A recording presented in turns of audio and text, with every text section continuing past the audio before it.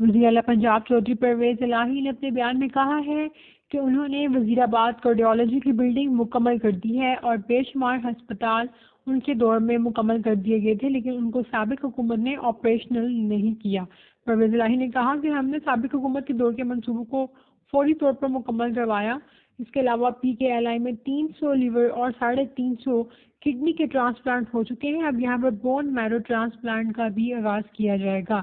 انہوں نے کہا ہیلتھ سیکٹر ہماری ہمیشہ سے ترجیح ہے۔ وزیر آباد کارڈیالوجی کو 300 بیڈ کا کر رہے ہیں۔ اس کے علاوہ میاں والی اور گجرانوالہ میں بھی نئے ہسپتال شروع کر رہے ہیں۔ ہماری کوشش ہے کہ نئے شروع ہونے والے ہسپتالوں کو 3 سے 4 ماہ میں مکمل کر لیا جائے۔